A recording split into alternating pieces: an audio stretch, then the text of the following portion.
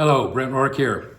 Thank you for inviting me and so many other people to be a part of this special ceremony honoring Tom Bednark. A favorite memory? I don't have one. I've got just too many of Tom, and I love Tom, and of course I love you, Cameron, Cassidy, Renee, the whole family. And I think what I loved maybe more was the fact that it ended up being really a family friendship, all of our families together. In terms of the sports, I was just grateful that in 1974, Tom Bednark, this long hair, owning Peaceable Kingdom Furniture, asked me to be a part of this softball team along with Dan Burns. And it was a pretty incredible ride for, I don't know how many, 15 years? Don't know what it was, but it was a terrific time. And I remember that Tom Bednark was always kind, accepting, warm. Even when I was going through extremely difficult times in my life, Tom understood. And for that, I loved him even more and cared about it. I loved our team, our competition, the fun we had, the memories. And of course, at the pinnacle of that, the foundation was Tom Bednark and the family. So, Tom, I love you. I miss you. And wishing everyone the best. Again, thank you for inviting me to be part of this. Take care. Bye-bye. Grandpa, I'm sorry you died. We had so much fun with you. Hey everybody, it's Cassidy Bednark, and I have a story that I wanted to share about Dad. It's kind of funny, lighthearted. If you haven't heard it before, it's worth retelling and hearing. So here it is. 4th grade, I think. We are just little kids, and this is YMCA basketball. I'm playing, he's coaching, and we got a game going on down at the rec center. And for whatever reason, this coach of this other team was just way too intense, just totally inappropriate. He was screaming at the kids. He was belittling them, telling them to play harder and hustle. And, for that age, just totally out of line. So you could see something was kind of like building up in Dad, and he's it's escalating. And he eventually, as the game is going on, this guy just keeps doing his thing, calmly walks over to the guy at half court, and he puts his finger like in his chest and very deliberately and very loudly says, "Shut the fuck up." So at this point, silence, dead silence for maybe like 5 seconds. Like you could hear a pin drop, and everybody, us on the court, little kids, our jaws dropped. It was like the most amazing thing we'd ever seen. We didn't know what to make of it. So immediately the refs call off the game, and they like suspend the action, and they're like telling everybody to go home. The guy's like, "Yeah, meet me in the parking lot," to my dad, and Dad's like, "Yeah, let's go." He didn't want any of that, trust me. But the moral of the story, I guess, what I take from this, aside from it being hilarious, is, you could look at that and say, okay, that was a little inappropriate, but I see it differently. I kind of remember it for a different reason. Dad was a protector. He looked out for people, and the last thing that was going to go down on his watch was some like weekend warrior wannabe tough guy living vicariously through these kids, jackass coach, bullying these kids. That was just not going to happen on his watch then or at any point in his life. And he was that kind of guy. He looked out for everybody, and that was like a little tiny microcosm of somebody stepping in and doing the right thing in the unique Dad way that he did it.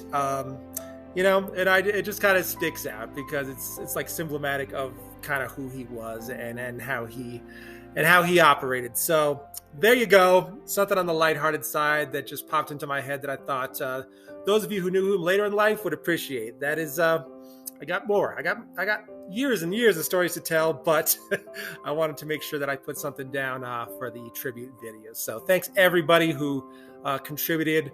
It's great hearing all these stories, and it really means so much to our family to know that you've done that. I will let the next person have the floor. Thanks, guys. Love you. Appreciate you. Bye. TJ Mahoney. I played for Coach Bednark. I was sad to hear his passing because he was a great guy. I loved him. He was fantastic. I remember he used to feed his chocolate lab, his very overweight chocolate lab, bacon. I remember he used to let Cass go to rap concerts at a pretty young age. And I remember he just trusted us. He just trusted we'd make good decisions. And so I was over there a lot. But the thing about Coach Bednark is, as a coach, he had shared various words of wisdom throughout the years, and like one in particular has stuck with me. I actually regurgitate it often. It shows up in my own counseling and coaching sessions, as most recently as this week. But he used to say, you can't control offense. You're going to have bad nights shooting. Don't worry about it. But you never, ever have an excuse for having a bad defensive night. You need to have a good defensive night every single night. And so I took that with me. I actually ended up playing in a small school in college and made all defensive team 3 years. And I had many horrible offensive games, but I was pretty good at defense. It wasn't talent, it was just effort. And I think that's what he was telling us, was that like, you're just gonna have bad shooting nights, but like more effort won't make shots. But you can control effort. You can always control effort. And so to this day, I work with a lot of entrepreneurs and do a lot of business coaching myself. And I tell this story often. And it's my way of letting them know, like, there are things about their life, their business that they can't control, but they can control their effort. And so I will honor Coach Bednark by continuing to pass on his advice. I wish I could be at Tagabi, hello to Westby's. And yeah, Cass, to my brother, man, those were good days playing back in the day. Hi Cass, hi Cam. I'm in a hotel room right now in Wenatchee, Washington. I'm on a road trip with my family, so just use the background there. But actually, I think this is the first time I've ever recorded a video of myself due to my lack of social media presence. But I want to contribute to the tribute for Tom. And let's see, so 2 questions. One was the most memorable experience that I've had with Tom. So the 2 events that I can remember, one is fairly trivial. I played APBA baseball with Tom and Kaz and Ananda, probably countless of times. And there's just one particular evening when I was over at the Blue House, and we were, I think Tom came home, and I think Tom was a little behind in the APBA schedule for that season. So I wanted to play him, and I think, I don't think he was in the greatest mood, but I asked him if he wanted to play. He said sure, so we sat down. I think and Cass was there too. And usually, whenever we play with Tom always does the scorecard, score sheet.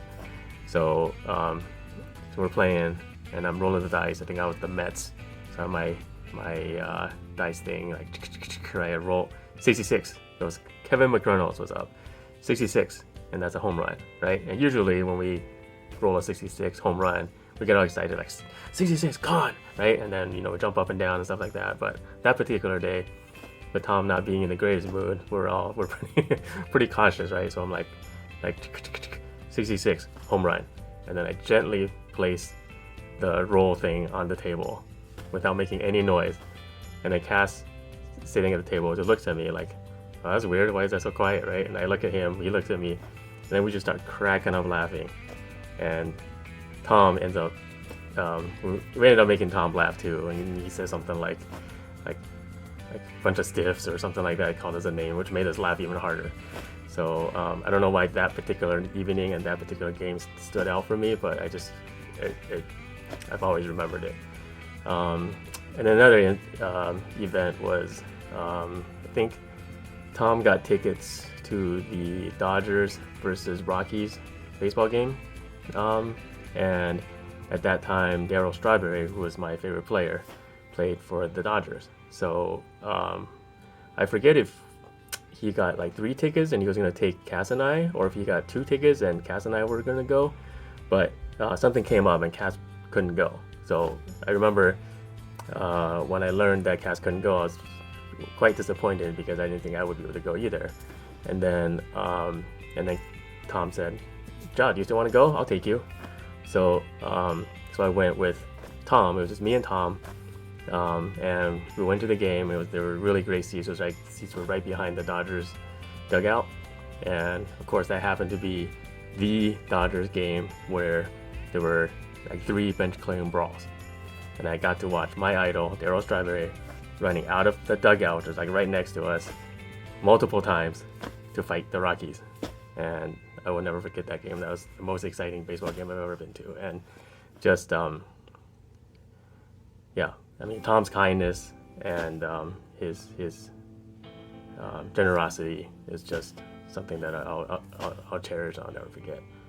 And then the second question was what kind of influence has he had in my life? I mean, I would say that probably two areas of influence. One is when we I hope you guys are able to edit this, because when I do public speaking, this is what I sound like. It's not great, but anyway. So one would be when I first came to this country. I think I was in 4th grade, and then I transferred to Uni Hill.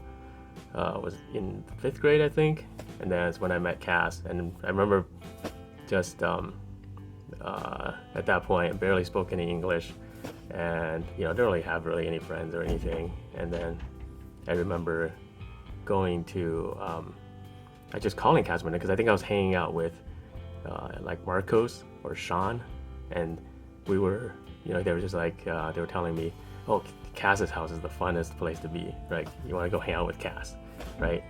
So I remember I just called Cass one day, right? He picks up. He's like, "Hi, this." Okay. Sorry about that. My son just interrupted me. So I thought about redoing that first section of the video again, but hopefully you guys can edit and you can just combine the two together. Anyway, so I was saying that when I first came to the country, I barely spoke any English, and not really having any friends at Uni Hill, and just calling Cass up one day and be like, "Hey Cass, can I come over to your house?" And I'm sure he was stunned, right? Because I don't think he really knew me all that well. He was just like, "Sure." So we ended up hanging out with Cass, and of course, ended up becoming good friends with Cass, and we took all these road trips together and playing baseball together, and list goes on. But just the time that initially that I spent at the Bednark house, and just the family being so welcoming to me and so generous to me, and for a kid that just trying to adjust to life in the U.S., it meant a lot to me, and a big part of that is Tom, and how he just always was able to light up the room, right? He's always able to make me laugh, and so that was a pretty big influence for me, I think. And then the other thing I think I learned from Tom is just being able to take a joke. I feel like right now, I feel like I'm pretty easygoing, and I don't really take a lot of things seriously. I can laugh at other people. I can laugh at myself. It's just, I just remember back when I was at the Blue House and hanging out with Cass and Tom and Cam and Renee, and just, we just talked normally, right? It wasn't, in Chinese culture, when you talk to an elder generation, you have to be more respectful and be more, this and that. But I didn't feel like that at the Bednark house. They were just, we can just joke around about whatever, about anything. Tom will make fun of me. I didn't make fun of Tom as much, but but being called a stiff by Tom was a good thing, because it meant you're being accepted, right? He calls you, "Ja, you big stiff. What are you doing here?" And that means that in Tom's language meant welcome, glad you're over. So So I guess just taking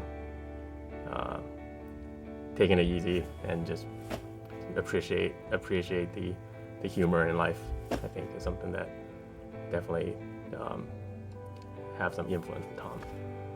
So yeah, I think that's about it. Whatever, it was sad to hear the news, and I guess I wish I'd taken an opportunity to visit with Tom, because I haven't seen him in quite a few years. So, anyway, I'm sure he's happy wherever he's at, and I know that, you know, anywhere he's at, he lights up that place, and he makes that place a better place to be. So yeah, and I'm sure I'll see Tom in the future. I mean, I'll see him again. So. Hey, so just wanted to comment about how much of an impact Coach Bednark made in my life. He was my first coach, first basketball coach, and first coach in general in the third grade.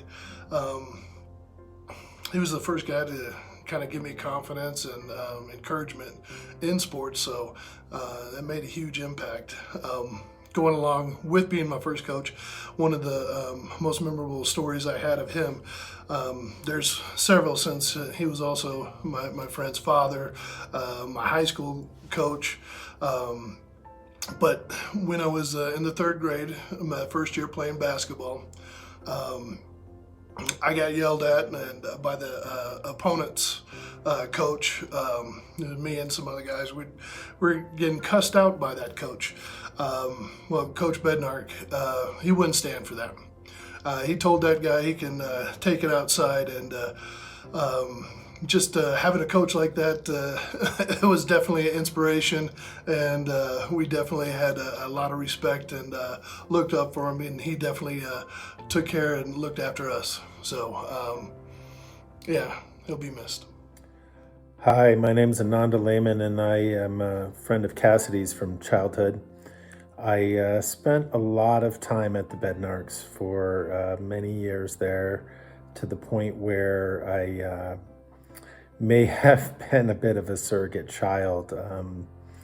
I was there for holidays, I was there for weekends, and I was always treated so well by Renee and Tom. And I think back on it now as an adult who has to pay some bills, and I did a little bit of quick math. I figure for a good stretch there of at least 3 to 4 years, I was there for, at least 3 nights a week on average, I would guess, 3 days. And they were marathons. They were all day, all night, 4 in the morning. But, if just meals alone, if I ate 3 meals a day for 3 days a week for 3 years, I would be at around 1,404 meals. I think you could actually round that up to 2,000 without blinking an eye, and think about how many meals Renee and Tom provided for me over those years. And it wasn't just me. I mean, it was me and often an entourage, and just the generosity that they showed me was amazing. But what I really, looking back, think I loved about Tom the most was that he treated us, the kids, like he was one of us. And, he set time aside to play with us. We played APBA baseball. We played basketball on the dunk rim. And Tom was always just so much fun. And, he played with us like he was a kid, and he talked trash with us like he was one of us. And, it was great fun to be around Tom. And I feel so lucky, having grown up without a dad myself around, to have a man like Tom be able to be that kind of an influence for me for part of my life in a really amazing way. But I think, the main takeaway that I wanted to pull out of this was that, along the way, Tom joked with me and Ja Lee about, how we were going to owe him a fridge full of Pepsi someday. And I don't know if Ja ever came through with that. I've honestly thought about it for probably 20 years now, and it is a really, it creates a lot of sorrow for me that I didn't come through for him. Obviously, he was joking, but I really wish I had the follow through to show him my appreciation for what he did for me, what Renee did for me, how welcoming and how wonderful they were to me. A perspective that as an adult I really do have now. And so I guess, as much as we'll all miss Tom, and as much as I'm sorry to say I never came through with that fridge full of Pepsi for him, I do want to have my main takeaway be how thankful I am to Renee, who is still with us, and how wonderful you and your family were to me, and Tom, it's really very sorry to see Tom go, but I always have joy for the great man that he was. Like many others, I was part of the Boulder chapter of Tom's life. We first met, I think it was like 1974. We were both transplants to Boulder looking for sports buddies and started the Peaceable Kingdom teams. And while golf, basketball, and softball were kind of center stage in our time with the Old Pro, it's important to acknowledge his gifts and impact on others. Peaceable Kingdom was more than a sports team. Tom had an eye for design, and he crafted elegant and practical furniture pieces. They still grace our home today. On the social side, the parties at Westview and Riverside were, shall we say, epic. Sure, a few beverages were imbibed, but the conversations, humor, and camaraderie kept us all laughing into the wee hours and created lifetime friendships. Back to sports, Tom was a master at managing, shall we say, some challenging personalities. There were no wallflowers on the PK teams, yet Tom, in his own engaging way, led our ragtag team of egos to multiple city championships, and more importantly, as I mentioned a moment ago, to some lifetime friendships. Today, the Old Pro's no longer with us, but his imprint is felt on all whom he touched with his bigger-than-life, yet humble presence.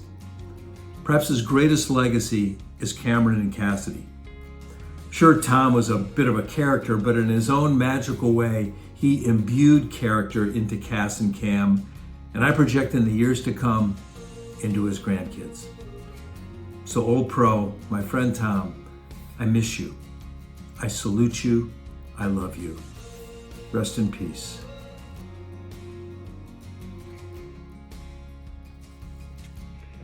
Hi everyone, Julian Hitchcock here. I had the pleasure of playing on the 1992 BHS Junior Varsity team, coached by the amazing Coach Bednark. We had an awesome season, a lot of fun.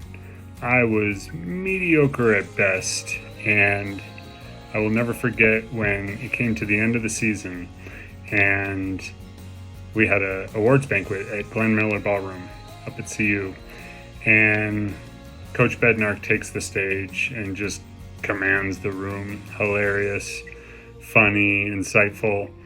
And he was giving these great speeches about all of the players on the team, starting with most of the starters who went on to varsity the next year. For me, this was it. This was the last year I ever played. And I brought my mom to the banquet, and as he got to the part about me, I was super nervous because I hadn't given him much to work with.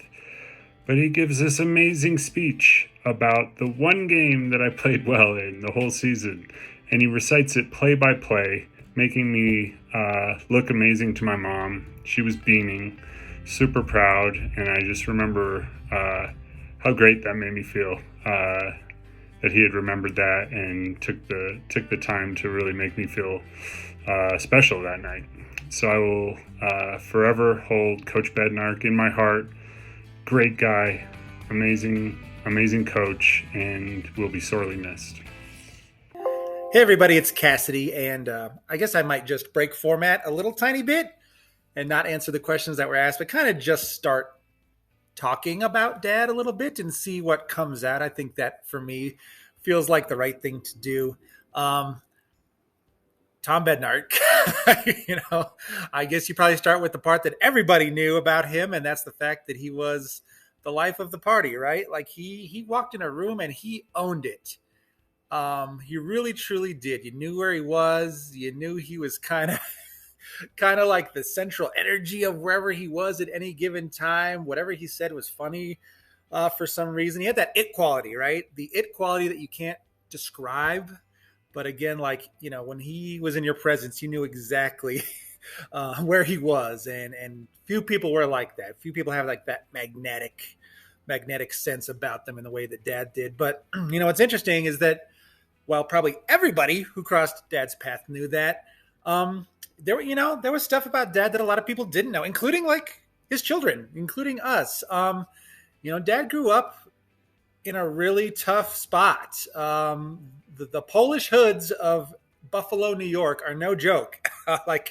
I really mean that. Dad kind of grew up in poverty with a little bit of a fractured family situation and had to literally like fight his way to get to school. And people tend to like romanticize how hard it was when they were growing up. Dad really like grew up in a position where he could have succumbed to a lot of different things. And just because of who he was and his work ethic and all of the things that were so innate to him, he was just really able to like battle his way through that and do so much and learn so much and achieve so much. And to be just like this self-made guy who, got a college scholarship to play basketball and football and baseball. He wasn't going to college if he didn't get those scholarships, but he persevered and to learn all the things he learned in his business life. And such a self-made guy, but would never draw attention to that fact because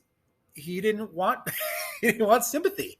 He didn't want people to like feel sorry for him. He just that's how he was. He was self-sustaining, and his purpose, what he gravitated towards, was just like being there for other people and helping other people and being, such an empathetic, caring individual. It wasn't about him in that way, in terms like of a very meaningful, sustained, like, interaction style with those around him and the people that he loved. So, here's to Dad. I mean, I've said this before, like in writing, and I'll say it again.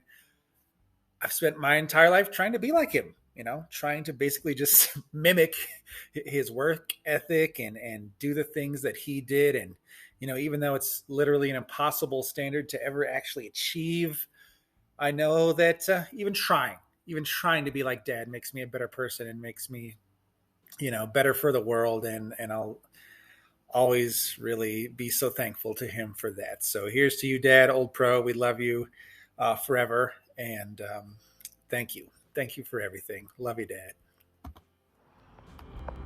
Hi, I'm Ian Erkin. Tom, he was my basketball coach at Boulder High in JV and in varsity too, I suppose. And first thing I think of about Coach is his great sense of humor and his great mustache and just his peaceful. He had a very peaceful, calm demeanor. And he made a big impact on my life, and thanks for believing in me, Coach.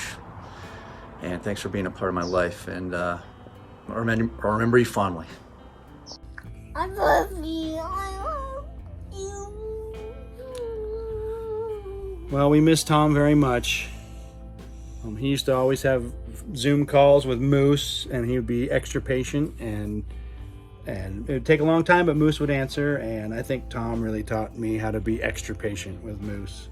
Yeah, for sure. He was a good example because, he would just wait, big voice like, hey, Moose, and it was like, the moose is loose. He made Moose feel very special when he wasn't talking at all, and he made him feel like he was part of the conversation, which was super cool. But he did that with everybody. Yeah. Oh, I know. Don't tears. No tears. You said be strong. No tears, right? That's for you too. Tom had this magic talent of just making everybody feel like family. No matter who you were, if you were just a guest, if you were just accidentally visiting, he'd make you feel comfortable and he'd make you laugh. Yeah, he'd make you laugh. And he laughed so much when he was telling every mundane story even. So you felt like there was going to be a good punchline always. And there probably was. But I just think he was so, such the party starter, and like he knew how to make everybody feel like they were part of his good time. And that's an amazing quality that I definitely hope to remind Moose about. Hey. Ooh, yeah. But yeah. Be good to yourselves, people. Yeah. Moose, stop. We're going to miss him. Tom had such a big personality, and I just assumed that it would live forever, and I guess this is the way it's going to through everybody's story. So thank you for sharing. Say bye, Moose. Bye. Love you. Love you. Hi, Cameron Bednark Hamilton, Tom's daughter. I guess to me,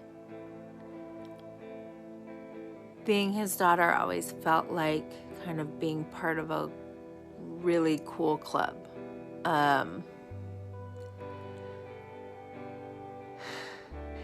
He was so funny and made every little experience, every mundane thing feel interesting and special. And I felt very loved and very included and respected by him. And you don't always see that with parents, so I appreciate that immensely. And I just, you know, he would kind of throw in like life lessons all the time. One being to commit, to make a decision and go with it. Whether that was if you're going to steal a base, playing softball, don't hesitate. Make a choice that's true to you. Don't waste your time second guessing yourself. Trust your gut and be true to yourself. And don't waste your time and other people's time being indecisive. And that confidence that he had, I think that he modeled, he kind of gifted to me, which I am very grateful for and has served me very well. And he was my best friend, and he will be missed. Hey, Tom, this is Gary Weeder calling from Southern Nevada. I would like to thank you for allowing me to be a part of the Peaceable Kingdom experience. Personally, I thought it was a wonderful time that we all had together. Some great guys were on the team. Obviously, we lost some great people with Tom Hughes and Tom Wallace. There was Charlie, there's Eric Worthington. So those guys are still always on my mind. But, I just want to thank you for allowing me to be part of the team. This is a game that's a Chicago game, and I grew up north of Chicago. So I started playing this game back in the early 60s, I think, when I was in junior high school, actually. So that was like, 64, 65. I know I'm one of the babies on the team and stuff like that. But to continue to be able to play with a team full of great athletes and great guys was just a memorable experience. And, one thing for sure is that I sure as heck enjoyed winning. I just don't like losing, just like everybody else. And so to win all those games and not lose was really great. I think my most memorable, of course, there's many, but I mean, one was I think the 82 state tournament where we lost on Saturday and fought our way back up through the losers bracket, played game after game after game after game. I think it was 8, maybe 9 games. And we were in the winners bracket and won the first game. So it came down to the last game, and we ran out of steam and just didn't have enough to pull it off. But I think afterwards we all went to your house and sat on the deck and were drinking beers and stuff. And we were going to have a party, but I think we all ran out of steam, and it was like, I think we're all going to go home and go to bed. So I think that's about what we did. And so that was really cool to play game after game. That was really cool, and to win all those games. The other one was in Pueblo, I think, and Bruce Bennett's team was down there, and we both got knocked out. And we had a game that night in Boulder, and Bruce said he wasn't going to show up, so we would both forfeit. And you didn't trust him, and rightfully so, because we all drove up from Pueblo in pretty shaky condition. But here they were on field all warming up prior to the game. So we proceeded to warm up a little bit, got on the field and beat their butts. And so to keep that winning streak alive and stuff like that. So there's a couple of instances there. I just appreciate all the time spending with you and all the guys there. Some wonderful people and some great experiences. So whatever this tribute is for, you deserved it, you've earned it. And so I'm just glad to be a part of it. So I wish you the best in the future and continued great life, I guess. Stay happy and healthy. And maybe one of these days we'll run into one another. See ya. Bye. All right, I'm Christy. Here's my tribute to Tom. I was thinking about one time when we left bingo late at night. Me, Angie, and I think Celeste was there. We were leaving, and we open the door, and we see something running towards us. And it looked like a mole. So it's running down the side and comes down, and me and Angie start screaming and yelling, "He's coming through the door! He's coming! He's coming!" And Tom was up at the cashier, and he grabbed a broom or something, and he says, "Let him through! Let him in! Let him in!" So Angie and I leave the door open so the mole can run through. And I think he thought it was a robber. And I just always think about what if it was a robber, what would he have done with the broom? But the little mole runs through and he scoops it up. I think Mom and Tom scooped it up with a little dustpan and threw back outside. But I just remember him yelling, "Let him in!" And we were screaming and everything. But the biggest impact Tom has had was I've known him since I was 15, and once I had Celeste, he became a wonderful grandfather to my daughter Celeste, and so that was very touching. And I miss him a lot. Thank you. Hi, I'm Tiffany Swisher, and I met Cameron in middle school.